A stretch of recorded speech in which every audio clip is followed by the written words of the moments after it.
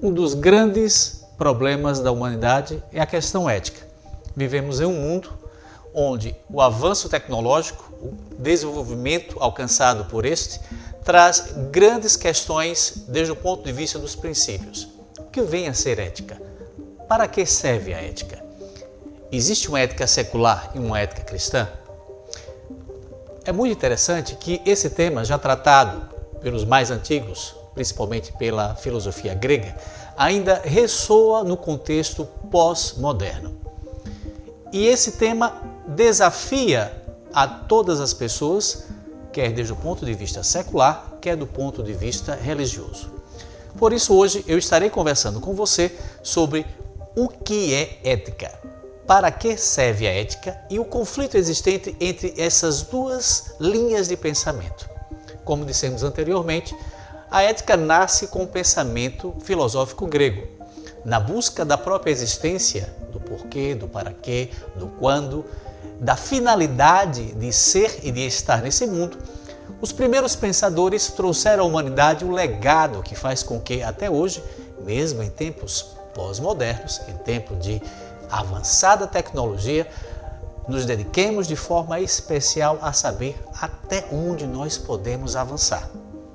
De fato, a bioética, hoje campo tratado desde o ponto de vista do pensamento jurídico, está com o grave problema da concepção.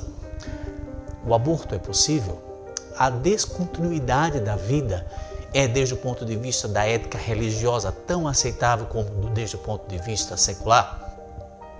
As tentativas que têm sido realizadas para desconstruir e modificar a concepção primeira de que a vida ela busca a excelência têm causado constrangimento, por que não? Tristeza e conflito entre os pares que se encontram nesse planeta chamado Terra.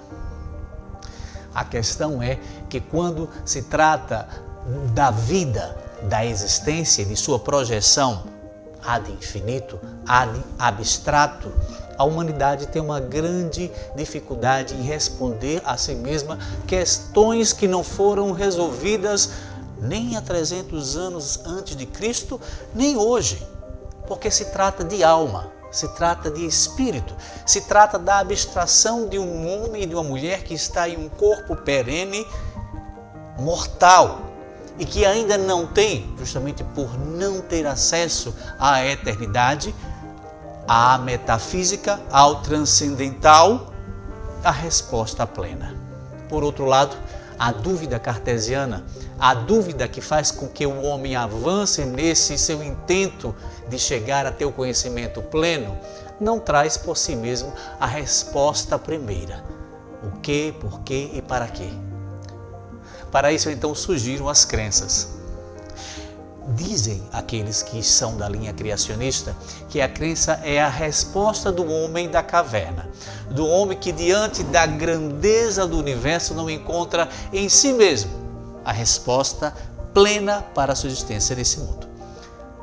Foi nesse sentido que os judeus e os cristãos construíram um legado chamado de Bíblia Sagrada. E ela então, através de uma visão criacionista, demonstra que Deus é a resposta e que o seu Filho Jesus Cristo é a manifestação da vida plena que conduz a humanidade ao plano do metafísico, ao plano do transcendental. E aí vem um versículo muito interessante que diz: quem crer em mim, ainda que esteja morto, viverá. Essa morte que é falada nesse versículo é justamente essa morte que é advinda das questões de uma racionalidade que não encontra em si mesmo uma resposta plena, que não consegue abraçar a si mesmo diante de soluções lógicas e racionais. Não é que elas sejam erradas, não é que elas não conduzam a uma melhoria de vida. O que a Bíblia, na verdade, ela quer trazer para mim e para você é o fato de que quando se trata daquilo que é divino, daquilo que é além da razão, aquilo que está fundamentado na fé, que o livro de Hebreus demonstra como o firme fundamento das coisas que se esperam e a convicção dos fatos que se não veem, que não existe outra saída além do que a segurança daquele que está andando sobre as águas. E aí eu quero lembrar a você e também a mim o que aconteceu com Pedro. Pedro era aquele homem acostumado a conseguir o seu peixe no dia a dia. Diante da intempérie da natureza, diante dos ventos que passavam constantemente diante do seu barco, Pedro aprendeu a manejar as redes. As redes que já eram tratadas desde o ponto de vista da ideia. Porque ideia é isso, pensamento é isso, abstração é isso. É tecer ideias, é tecer pensamentos. E eu tenho certeza que você, assim como eu, quando pensa, sempre está tentando tecer um novo caminho.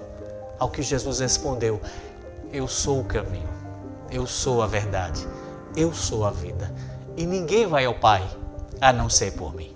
Então, quando nós vamos realizando esse comparativo entre a ética secular e a ética cristã, a gente vai vendo que esse patos, a palavra grega para caminho, nos leva de volta a um centro principal da existência de todos nós.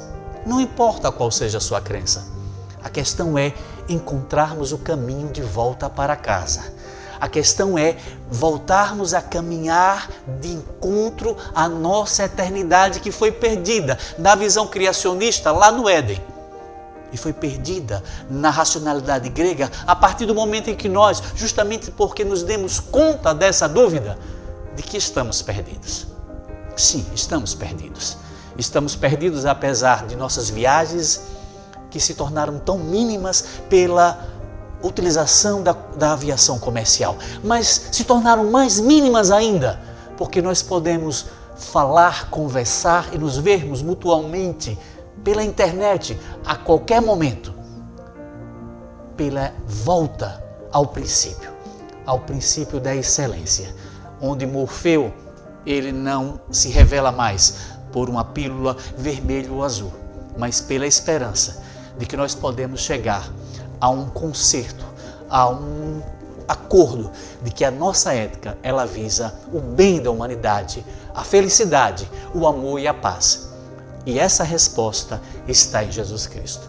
Um grande abraço para você e te encontro no nosso próximo encontro. Até mais.